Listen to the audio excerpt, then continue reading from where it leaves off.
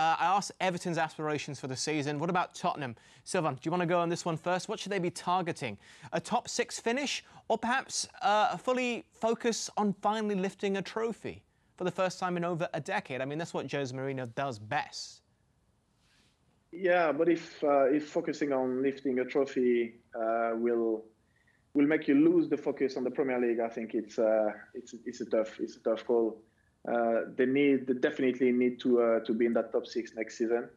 And if we talk about clubs like Everton being there, Tottenham have to be there. They invest enough money. They've got everything there. They've got the stadium, the manager as well, and then they have to be in this top 6 at the end of the season. And for a club like Spurs not to be in the top 6 and not lifting a trophy will be a really poor season. And you've got no guarantee to say we're going to focus on lifting a trophy. You've got no guarantee that you're going to lift a trophy at the end of the season. It's not that easy. So they'll have to play on every table at the same time and try to go as high as they can. Yeah, actually, you speak of the stadium and how magnificent it is. I just remembered when we were there together, you said you wish you were a player again just so you could step out onto that pitch. Yeah. Because it was rather magnificent. Gary, aspirations for Spurs this season? And I'm going to throw in another question as well. Who's going to finish higher, Everton or Spurs? Well, as I said last night, I wrote out my list with my predicted league table in it. And this is typical of football, isn't it? How quickly it changes. So my prediction before the season started, and of course we've still got the transfer window to finish and who might sign who, but I did have Spurs above Everton. But of course Everton beat Spurs today, so you start thinking about it in a different way, don't you? So I think you have to be patient. For me, the real target for Spurs is to be playing the Champions League next season. So there's 2 ways of getting into the Champions League, isn't there? Top 4 in the English Premier League or win the Europa League. I don't think you can be picky and choosy. You mentioned a moment ago, you know, should Spurs target winning a trophy?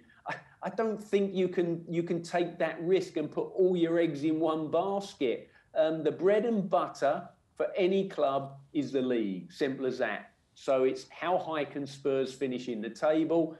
And I think it's going to be mighty difficult for them to break into the top 4. And I don't have them finishing in the top 4 either.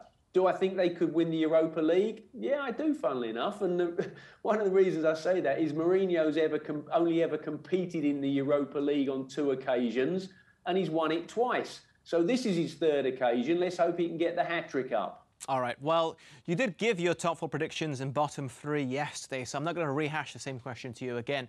But, Sylvain, you weren't here yesterday, so now I want your thoughts and your predictions on this. So, who's going to be champs, who's 2nd, who's 3rd, who's 4th, and who's going down?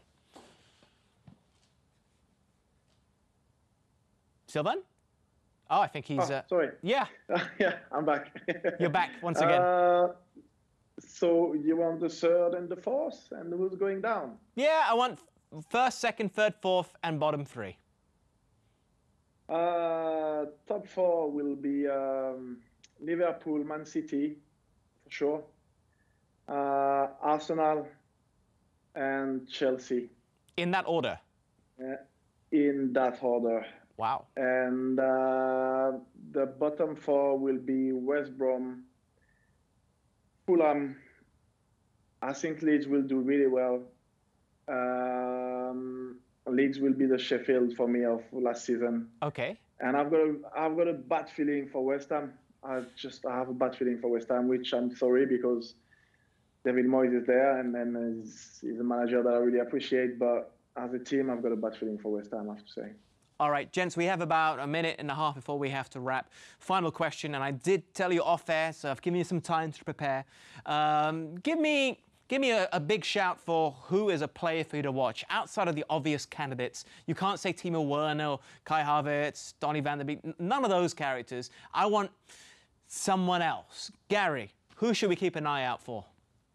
Well, what I've seen of Daniel Podence at Wolves, I like him very much. So I think that's one that you could look out for. And while I'm still at Wolves, they've just signed this Fabio Silva, haven't they? An 18-year-old.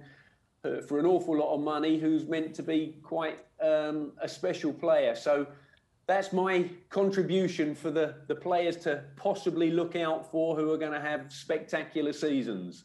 What about yourself, Sylvain? I mean, there's quite a few players I'm really looking forward to seeing throughout the course of the season. Watkins is one, his link up with Grealish, because he got so many goals last year outside of the Premier League. Eze, so highly regarded. Little cameo for Palace yesterday, but he looked very lively. Who have you gone for?